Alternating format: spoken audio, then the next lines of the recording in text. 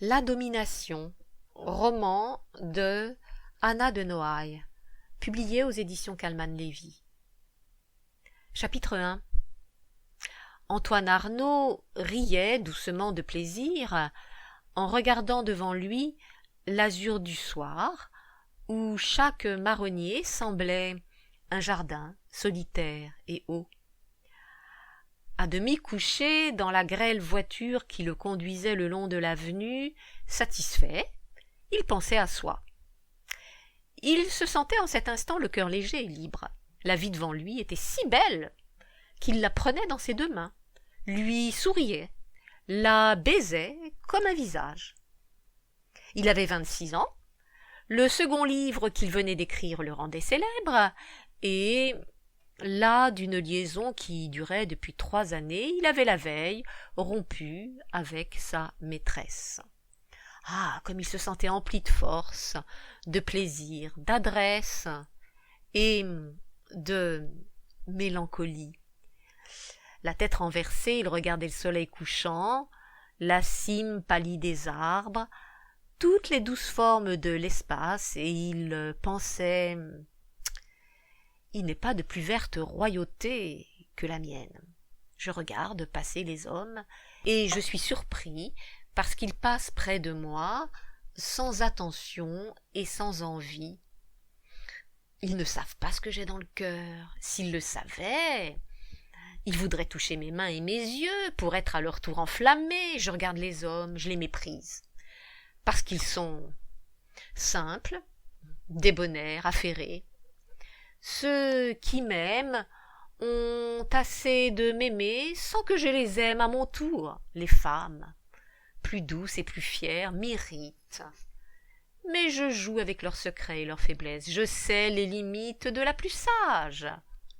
Le contour de leur âme est comme leur regard, tout cerné de langueur et de désir. Et le jeune homme se rappela le visage de sa maîtresse. Depuis 6 mois, il ne l'aimait plus. Un jour, il avait senti la fin de cet amour, comme on sent l'abîme. Il avait lutté. Non par tendresse pour l'autre, mais pour se sauver soi-même, pour ne point périr, pour arracher aux ténèbres et continuer, s'il se pouvait, tant de sensations d'adolescence, de rêverie, de confiance et de plaisir. Ce fut en vain. Cette maîtresse, maternelle et ardente, dont le dévouement ne pouvait pas changer brusquement un matin sans raison, lui apparut démêlé de lui, seul, soi-même, ayant à parcourir désormais une route descendante, à l'écart de la colline d'or où Antoine Arnauld s'élançait. De semaine en semaine, ressentant sa déception, sans compatir à l'affreuse douleur de son ami, il l'accoutumait à l'abandon, et enfin il l'avait quitté, alléguant la nécessité de la solitude ou des voyages pour son travail. Antoine Arnauld était arrivé chez lui.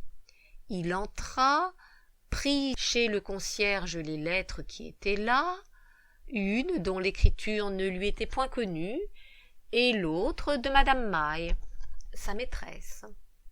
Il éprouva, en voyant cette lettre, une tristesse inattendue, et constata ainsi avec regret qu'ayant laissé toute la peine à l'autre, il lui en fallait porter soi-même quelques parcelles. Il ouvrit cette lettre en montant l'escalier, la parcourut, et arrivé chez lui, s'assit et la relut encore.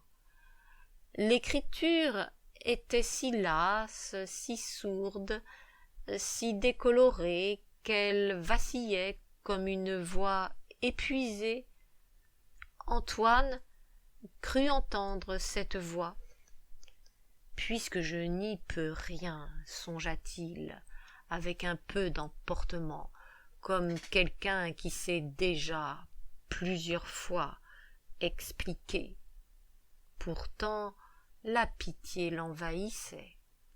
Accoudé à sa fenêtre et regardant la cour de la maison, il imagina cette femme qui tout à l'heure, tandis qu'il était sorti, venait déposer sa lettre. Il la voyait entrant chez la concierge, dans cet angle de mur froid, et demandant « Monsieur Arnaud est-il chez lui ?» La concierge avait dû répondre avec brusquerie « Il n'est pas rentré, il ne rentrera pas ce soir. » Et Antoine évoquait les yeux de madame Maille, attachés sur l'épaisse et rude ménagère, un regard qui sans doute disait « Vous êtes heureuse, vous habitez le bas de la maison de mon ami, vous le voyez entrer, sortir, vous pouvez dire « Il est là ou il n'est pas là, vous épiez sa vie, vous êtes comme une servante humble et amoureuse. » Antoine ouvrit la seconde lettre. Il ne crut pas bien lire, tant la surprise était forte. Il allait de l'adresse à la signature sans parcourir le texte. Cela déjà suffisait. L'homme, le plus illustre de son pays, le plus grand écrivain, avait tracé ces mots.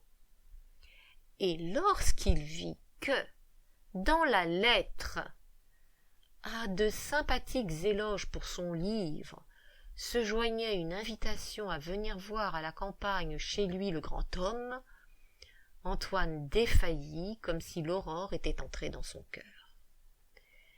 Les 1000 mouvements qu'il ne faisait pas l'étouffaient. Il eût voulu bondir ou s'anéantir, et retrouvant par hasard sous sa main la lettre de madame Maille, il l'éloigna. Sa maîtresse ne lui apparaissait plus que comme une victime étrangère, comme une petite forme humaine qui s'en va de son côté toute seule dans la vie selon la loi de tout destin, comme une buée d'automne qui meurt autour de nos pieds. Ne pouvant se résoudre à passer seul une si émouvante soirée, Antoine alla demander à dîner à son ami Martin Lenôtre. Il l'aimait, il lui pardonnait ce qu'il lui reprochait, son humeur douce et les défauts de sa logique. Martin Lenôtre, âgé de 28 ans, médecin à l'hôpital Lebrun, parfaitement studieux et savant, pensait moins qu'il ne rêvait, et la science que lui-même maniait le surprenait, l'amusait, l'attendrissait, comme un miracle. Né dans des campagnes vertes et mouillées, toujours nostalgique de son enfance, il faisait de la médecine avec la douceur d'un botaniste. Les sureaux, la belladone, l'aconite, blanc et rosé dans les plaines, l'émouvaient.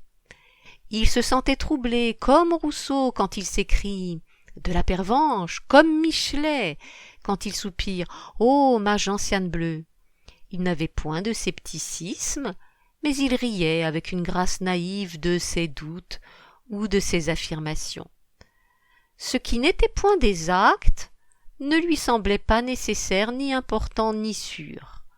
Les paroles étaient le délassement de sa vie énergique et brave. Lorsque, à 27 ans, Martin Lenôtre s'était marié, Antoine avait craint de moins le voir. Pourtant, leur intimité ne s'était pas trouvée modifiée. Antoine s'amusait seulement de la gravité nouvelle de son ami qui, uni à une jeune femme insensible et lasse, vénérait en elle tout l'ardent secret féminin. Ce soir-là, les deux jeunes hommes, après le repas, craignant de fatiguer madame Lenôtre, achevèrent dehors la chaude soirée. Ils allèrent s'asseoir dans un des cafés étincelants et bocagés du bois de Boulogne. Tout à l'heure, songeait Antoine, je révélerai le secret de la lettre reçue, d'une glorieuse relation. Mais déjà Martin l'entretenait d'un professeur dont la découverte en chimie bouleversait la science, et, offensé que le génie des artistes ne fût pas la seule idole, Antoine se taisait sentait diminuer son bonheur. Avec douceur et avec de bienveillantes remarques, Martin Lenôtre observait les hommes et les femmes assis dans ce jardin autour des tables. Antoine les regardait et pensait « Tous ces hommes me paraissent ordinaires. Ils sont dans cette soirée d'été sous les lumières près de la musique, un troupeau là qui se repose. S'il y en a parmi eux qui possèdent une qualité primordiale, une force, elle est sans doute annulée par un défaut qui l'immobilise. Il n'y a que moi, de jeune et parfait. » Antoine regarda les femmes. Il les trouvait impérieuses, arrogantes, satisfaites d'elles-mêmes, dans leurs toilettes luisantes et tendues, sous leurs chapeaux de fleurs, avec leur air volontaire et restreint. Mais il les regardait aussi avec sympathie, car, pourtant, pensait-il, elles meurent dans nos bras de désir et de plaisir. Il évoquait leurs tendres plaintes, il les voyait toujours incomplètes, insatisfaites, penchantes, achevées seulement par les caresses des hommes. Le bonheur, pensait-il, qui pour nous est l'ambition, la connaissance, l'analyse et la puissance sur les hommes, c'est nous qui pour elles l'avons dans nos mains, qui le donnons et le reprenons. Que possède-t-elle, dont elle soit fière, et qui ne se plie à la servitude de l'amour? Leurs longs cheveux, qui dans l'histoire semblent royaux, qu'Ophélie morte laissait traîner derrière elle sur l'étang noir, que la reine Bathilde tressait en 2 nattes brillantes comme les belles cordes des navires, quel amant impatient ou jaloux ne les froissa, pour renverser plus vite, sous des lèvres avides, un visage qu'il voulait honorer ou meurtrir. Et, tandis que Martin fumait, causait un peu, Antoine, lui répondant négligemment, continuait sa rêverie. Oui, pensait-il, toutes les femmes, toutes ces princesses de la terre, elles ne peuvent que plaire, et si elles ne plaisent point, elles sont mortes. Voilà leur sort. Elles n'ont pas d'autre réalité que notre désir, ni d'autre secours, ni d'autre espoir. Leur imagination, c'est de souhaiter notre rêve tendu vers elles, et leur résignation, c'est de pleurer contre notre cœur. Elles n'ont pas de réalité.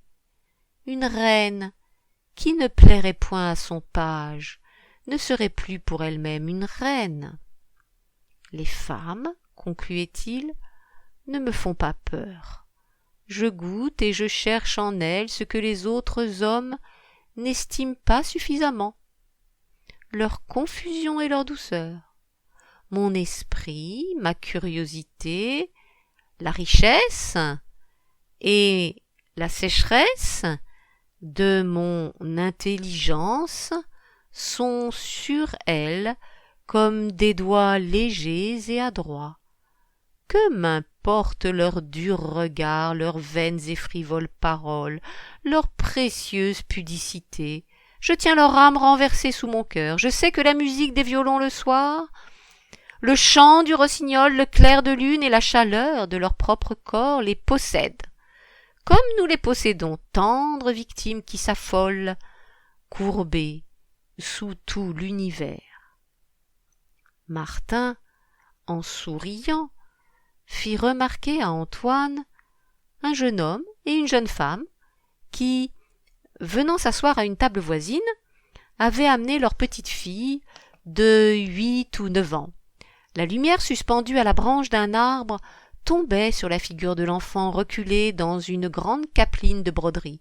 Elle avait cet air indifférent des enfants doux, riches et bien élevés.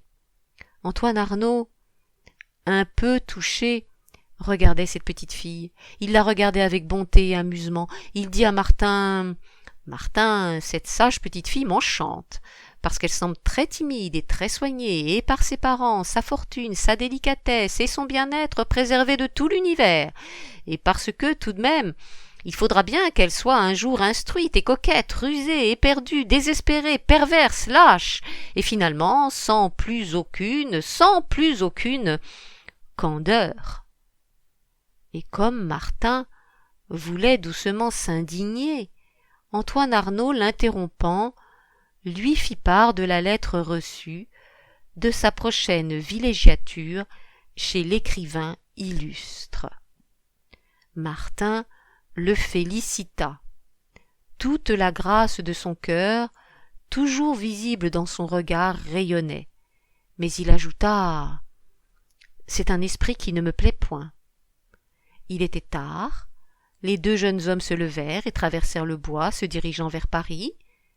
La nuit, entre les branches noires, découvrait son visage mystérieux. Il était tard, les deux jeunes hommes se levèrent et traversèrent le bois, se dirigeant vers Paris.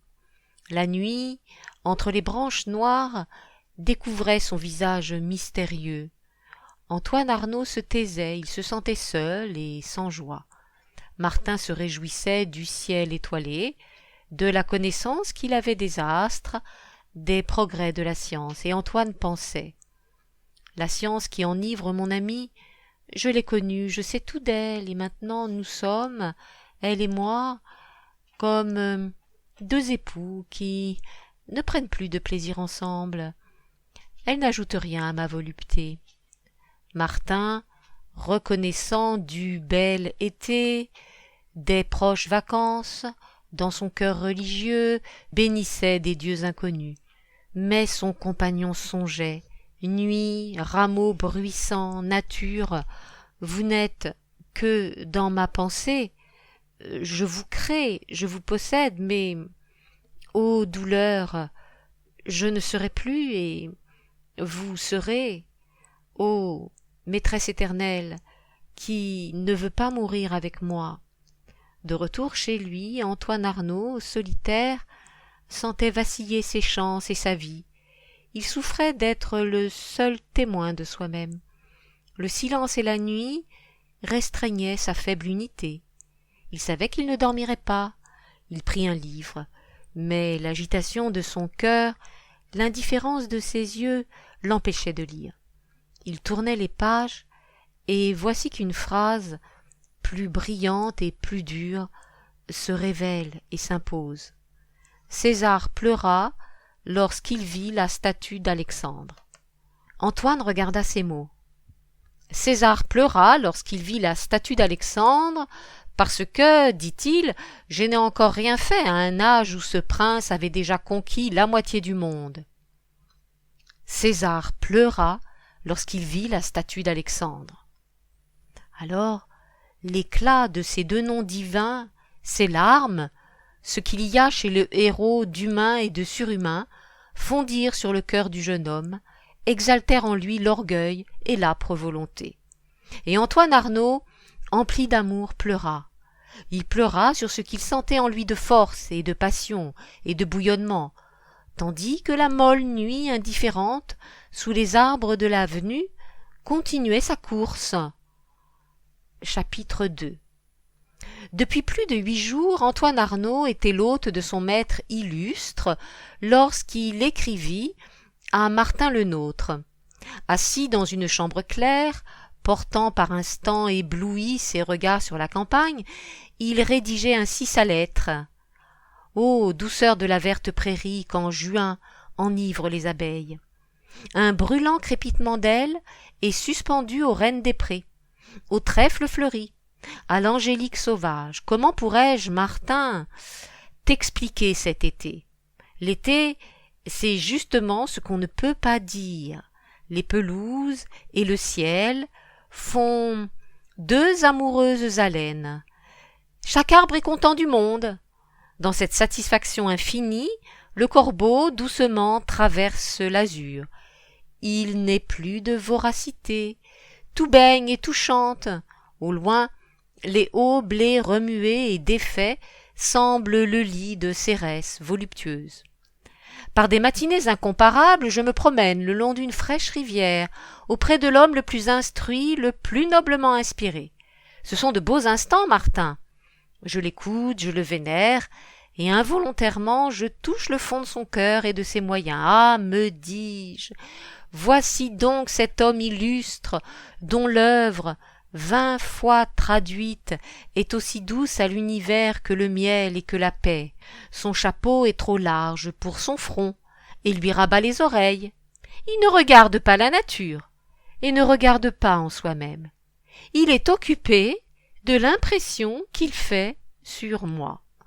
Si son âme un instant s'isole et rêve, sa rêverie est d'un enfant. Il paraît puéril et vieux. Il est à cet âge où les hommes qui ne sont pas bien portants paraissent ne plus garder assez de force physique pour avoir du courage. Leur attitude est aigre et prudente. Ils attendent tout du respect qu'ils inspirent.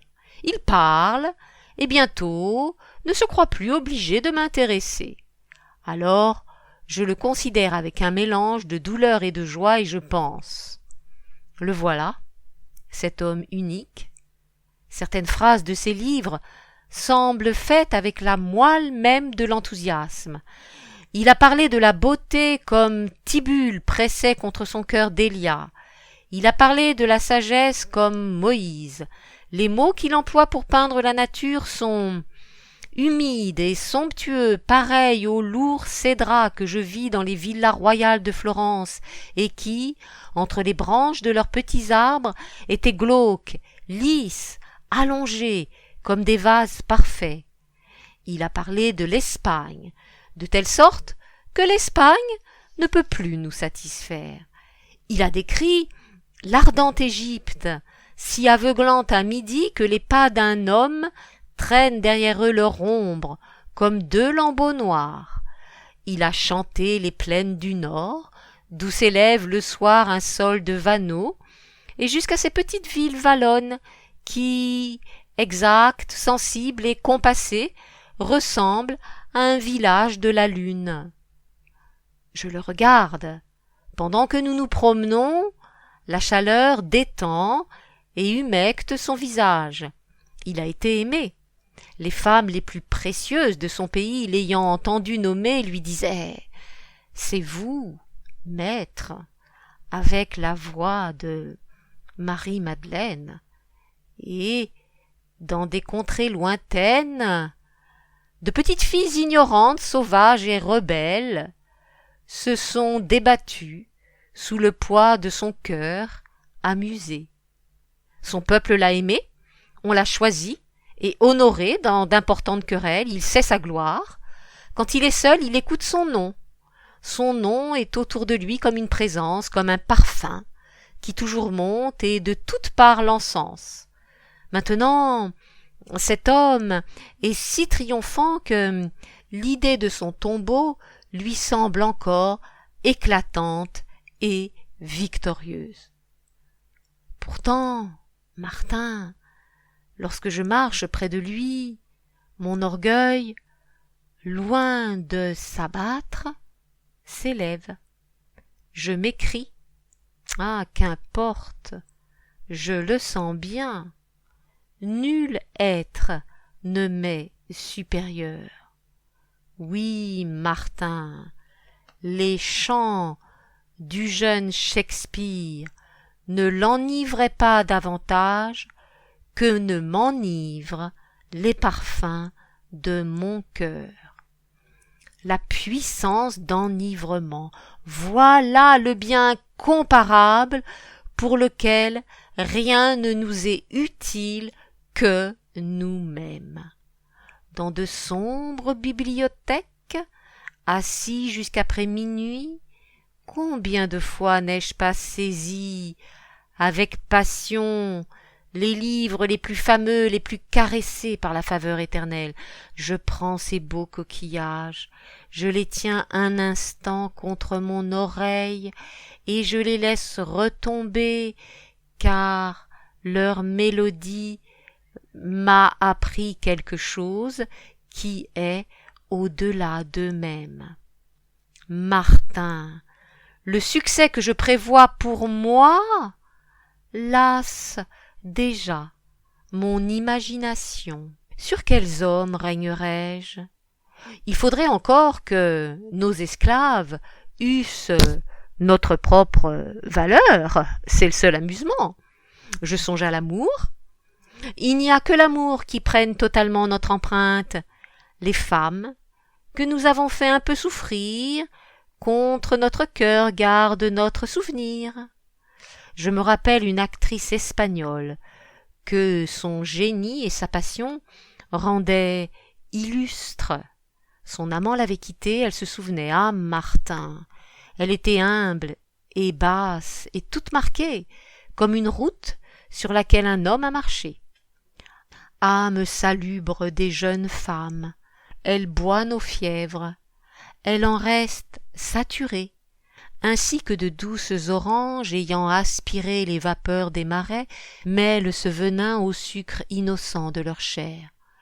Martin, je veux vivre et chanter par-dessus les monts et les eaux. Que mon jeune siècle s'élance comme une colonne pourprée et porte à son sommet mon image. Lorsqu'Antoine Arnauld eut achevé cette lettre, il la relut et en fut satisfait. Il se demandait s'il allait l'envoyer à son ami ou la joindre au feuillet qui composerait son prochain ouvrage. Mais, comme, en cet instant, il se moquait sincèrement de la littérature, il l'adressa, sans en faire de copie, à Martin Lenôtre. Puis, comme l'heure du repas approchait, il s'habilla et rejoignit son hôte. Les réunions de la journée et du soir se tenaient dans une fraîche salle boisée. Celui que l'on vénérait avait sa place près de la fenêtre. Autour de lui, ses 2 filles aînées, mariées, et maussades, veillaient au bon ordre de la maison. Les 2 gendres, dont l'un était officier et l'autre avocat, paraissaient goûter à la gloire de leur beau-père avec cet entrain et cette vulgarité des gens qui ont enfin, régulièrement, une bonne chair dont ils n'avaient pas l'usage. La plus jeune fille du maître, qui s'appelait Corinne, et qui, âgée de 18 ans, était d'une beauté charmante, retenait les regards d'Antoine Arnauld, lequel pourtant désespérait d'entendre sa voix ou de la voir sourire, tant elle était sage, furtive et modérée. Ainsi, privé du plaisir qu'il eût eu à s'entretenir avec elle, Antoine Arnauld reportait avec amertume son attention sur le petit groupe qui formait l'entourage de l'homme illustre. Il y avait là des camarades de sa jeunesse, âgés d'une 50aine d'années. Les plus sots étaient avec lui familiers, et les autres, trop timides. Il y avait les écrivains de 40 ans, plus vaniteux de leur métier, de leur situation, de leur futile et adroit labeur que le grand homme ne l'était de son génie. Ceux-là parlaient de la poésie, du roman ou du théâtre, avec le ton soucieux et l'assurance de personnes chargées de la conduite définitive d'un genre où elles pensent exceller. Antoine Arnauld les méprisait, fumait ses cigarettes à l'écart de ce groupe et ne se rapprochait du grand homme que quand il le voyait solitaire.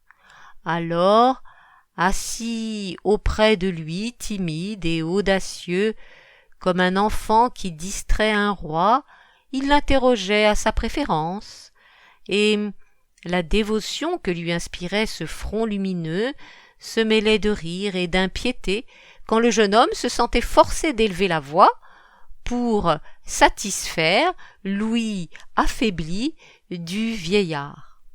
Quelquefois, Corinne venait s'asseoir auprès de son père et d'Antoine Arnauld. Dans ces instants-là, Antoine souhaitait que, par une chance qu'il ne prévoyait pas bien, l'homme admirable l'entretint du petit livre dont il était si fier, et pour lequel, d'ailleurs, son hôte l'avait complimenté et attiré chez lui. Mais il ne lui en reparlait jamais. Et un jour, qu'Antoine avait fait allusion à un épisode qui s'y trouvait conté, il avait surpris le regard du maître, distrait et insensible. Le jeune homme eût aimé attirer l'attention de Corinne et l'éblouir. Que pouvait-il faire pour gagner sa sympathie? Généralement, il lui disait vers le milieu de la journée « Je vais travailler ». Elle souriait et ne s'étonnait pas. Une fois, il lui dit « J'ai relu ces jours-ci tous les livres de votre père ». Elle parut plus touchée. D'autres fois, il la taquinait, mais il n'était point habile à cela, car, dans la méfiance et l'essai, il avait l'esprit un peu rude et grossier, et il ne pouvait témoigner sa délicatesse que dans l'autorité et ce qu'il appelait en riant sa clémence. D'ailleurs, ayant pendant quelques jours réfléchi au parti qu'il aurait pu tirer de l'amitié de cette jeune fille, il vit bien qu'il se contenterait de son indifférence. L'épouser? Y pensais-je? Songeait-il à présent. Je suis à l'âge où l'on ne limite pas la vie. Le nom glorieux que porte en outre cet enfant m'eût par moments affligé. Décidément, je n'ai rien à faire d'elle, conclut-il. Et bientôt, Antoine Arnauld ne témoigna plus à Corinne que cette politesse élégante et froide qu'il était toujours fier de marquer. Il écrivait à Martin des lettres peu à peu maussades et s'irritait de recevoir de son ami de longues épîtres heureuses, pareilles à ces narrations enfantines des vacances, où tout prend de l'imprévu, du soleil et de la gaieté. Je le vois, pensait Antoine Arnauld, je le vois, champêtre et correct, assis auprès des siens dans le jardin familial. Il sourit à ses parents, à ses neveux, à la vieille servante. Il tient la main d'une de ses sœurs et l'interroge avec bonté. Il n'a de rigueur et de tenue sociale que ce qu'il croit être de la bonne éducation. Mais son âme spontanée et naïve, son âme active et pure, s'échappe, s'élance, porte secours, s'ébat et se mêle aux autres. Il est délicat et pourtant rude, juste assez pour ne point s'effrayer de la rudesse. Ses mains touchent toutes les mains, sans s'étonner du contact. Cher Martin, pensa Antoine Arnauld, la dureté de la vie et ta science n'ont point prévalu contre la douceur de ton sang et contre les histoires que ta mère te contait, assise sous le frais feuillage, quand le laurier au soleil tombant fait une ombre noire sur les cailloux, et que le taureau rentre à l'étable féroce et humilié par la porte basse. Ta femme est près de toi. Elle te semble charmante et inépuisable, tu ne regardes plus qu'elle. Mais, avant elle, toutes les femmes te semblaient charmantes, parce que ton cœur est respectueux. Moi, Martin, je ne suis pas comme toi, respectueux de toute la vie, je suis respectueux de la douleur, du malaise aimable, de l'inquiétude de tous les petits êtres qui cherchent leur providence. Les oiseaux des îles, que Corinne nourrit dans une cage, m'attendrissent, parce qu'ils ne savent plus où est la chaleur et le bonheur. Et ils tremblent et nous regardent. Et Rarahu aussi m'attendrit quand Loti nous dit d'elle que, brûlée de phtisie et de langueur, elle voulait tous les marins, tous ceux qui étaient un peu beaux. Douce animalité qui, cherchant le sens de la vie, ne trouve que le plaisir.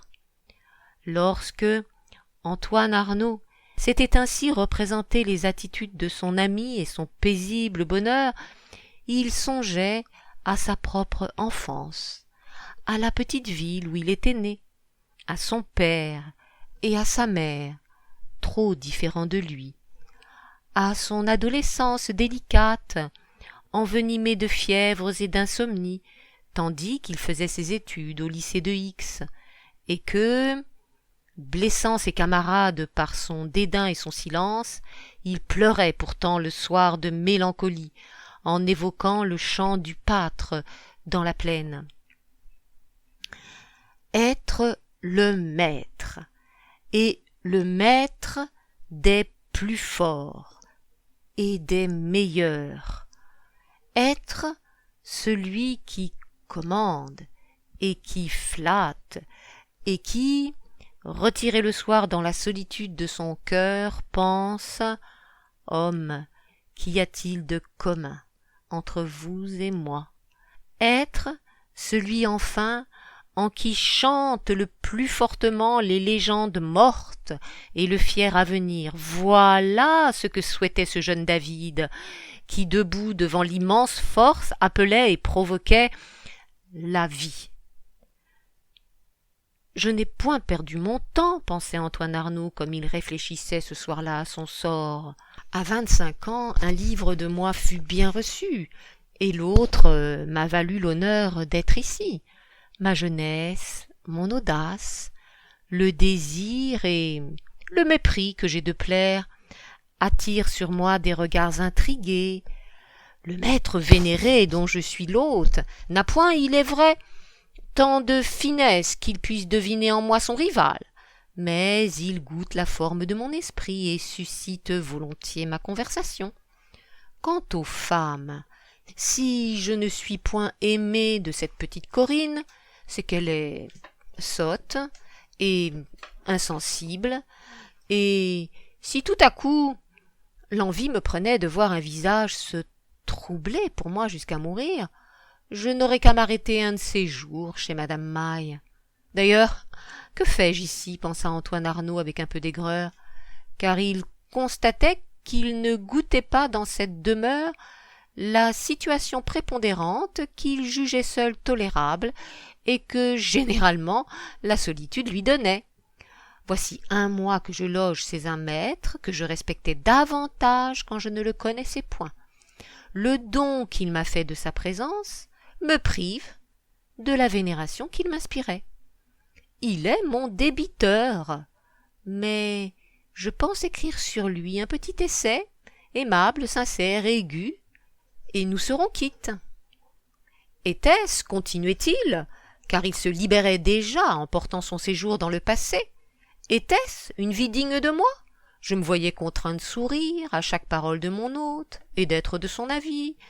Si je me hasardais un instant à ne pas l'être, c'était pour mieux lui rendre les armes. Les 2 gendres, qui ne font pas de littérature, me considéraient comme quelqu'un venu pour bien manger, et ne cessaient d'attirer mon attention sur les mets. Les hommes de roman et de théâtre, que je ne flattais point, me regardaient comme un débutant naïf, lequel cherche à se passer d'eux, mais ne saurait aller loin sans leur secours. Les 2 filles mariées, apparemment de prudentes ménagères, faisaient sans doute entre elles le calcul de ce que coûterait à la famille mon séjour qui se prolongeait, et enfin l'aimable Corinne me voit sans être intriguée ni troublée. Antoine Arnauld prit la résolution de quitter la demeure illustre où il vivait depuis plus d'1 mois. Après le dîner ce soir-là, comme le tout petit groupe était assis devant la maison, près des pelouses que l'ombre envahissait, Antoine Arnauld annonça timidement qu'il repartait pour Paris. Il demanda à son hôte la permission de prendre congé de lui le lendemain. Il le remerciait avec gravité et embarras du bonheur qu'il avait eu à partager son existence. Et en effet, il goûtait en ce moment avec une précieuse tristesse la saveur de cet instant humain, la forme de cet homme que les honneurs des villes avaient rendu insigne et glorieux, et qui, dans la fraîche énigme de la nuit des jardins, n'avait de soutien que lui-même, et que les tendres filles appuyées contre son cœur.